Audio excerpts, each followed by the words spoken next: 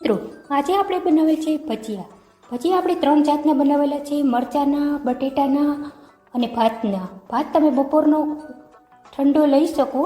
હવે આપણે એક બાઉલ લીધેલું છે, એ બાઉલની અંદર આપણે ચણાનો લોટને એડ કરવાનો છે. મિત્રો તમારે જેટલા પ્રમાણમાં ભજીયા બનાવવા હોય એ પ્રમાણમાં લોટ લેવાનો છે.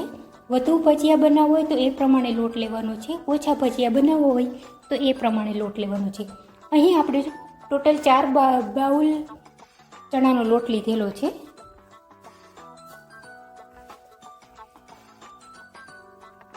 મિત્રો હવે એમાં આપણે 1 ચમચી અજમા ઉમેર્યા છે અને ગામમાં જે સાચીના ફૂલ મળે છે એ અહીં આપણે અડધી ચમચી એડ કરેલ છે. તમે ઈચ્છો તો ઈનો કે ખારો ઉમેરી શકો છો. હવે આપણે એમાં 1 ચમચી મીઠું ઉમેર્યું છે, અડધી ચમચીથી નીચી હળદર ઉમેરી છે, 1 ચમચી લાલ પાવડર ઉમેર્યો છે. મિત્રો તમે વધુ તીખું ખાતા હોય તો વધુ મરચું ઉમેરી શકો. અડધી ચમચી ધાણા જીરું ઉમેર્યું છે અને અડધી ચમચી ખાંડ ઉમેરી છે અને થોડા ધાણા એડ કરી દેવાના છે.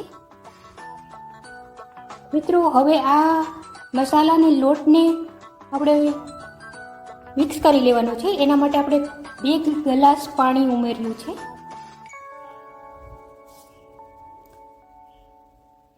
એને હલાવી લેવાનો છે.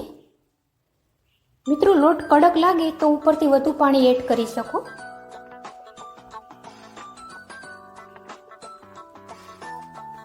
મિત્રો તમે જોઈ શકો છો કે આપણે આમાં બહુ ઘાટો કે બહુ આછો એ રીતનો લોટ નથી બાંધ્યો, મીડિયમ લોટ બાંધ્યો છે. કારણ કે આછો હશે લોટ તો તેલ પી જશે અને જાડો હશે તો ભજીયા ખૂબ કડક બનશે.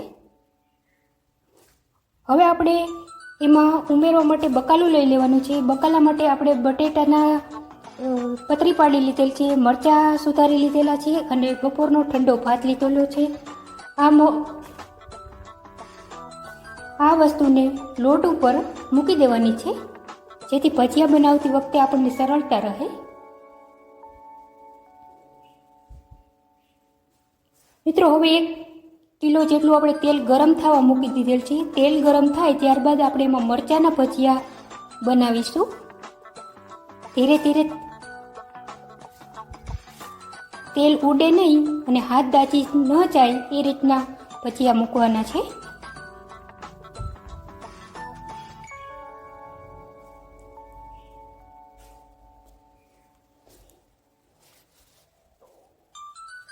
ભજીયા થોડી વાર તેલમાં થાય ત્યારબાદ આપણે એમાં હલાવી લેવાના છે.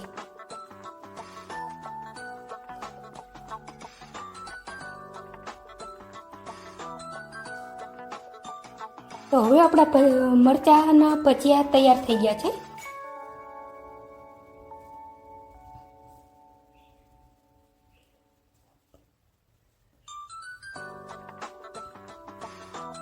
માટે એને ઉતારી લેશું. હવે આપણે બનાવશું ભાતના ભજીયા. મિત્રો ભાતના ભજીયાને છે ને થોડા વધુ તળાવવા દેવા, નહીંતર લોટ એમાં કાચો લાગશે. આ ભજીયા એકદમ સ્વાદિષ્ટ બને છે, તમે એકવાર ટ્રાય જરૂર કરજો. મિત્રો તમને મારો વિડીયો પસંદ આવતો હોય ને તો મારા વિડીયોને લાઈક કરી દેજો, શેર કરી દેજો અને મારી ચેનલને સબસ્ક્રાઈબ કરી દેજો જેથી તમને અવનવી વાનગી શીખી શકો.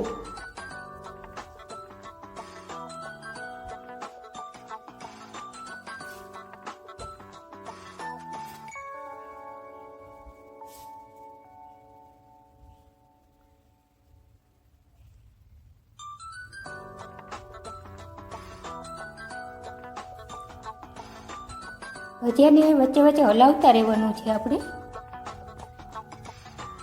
મિત્રો આપણા ભાતના ભજીયા રેડી થઈ ગયા છે.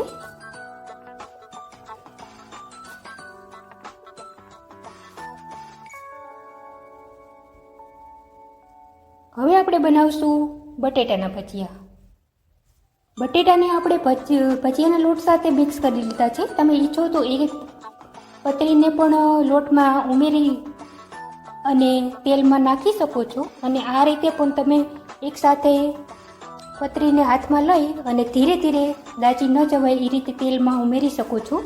તમને જે રીતે ફાવે એ રીતે તમારે કરવાનું છે. ગેસને મીડિયમ સાઇઝમાં રાખવાનો છે અને એને હલાવતા રહેવાના છે ભજીયાને. મિત્રો તો આપણા ભજીયા બની ગયા છે. હું તમને એક ડીશમાં કાઢીને બતાવું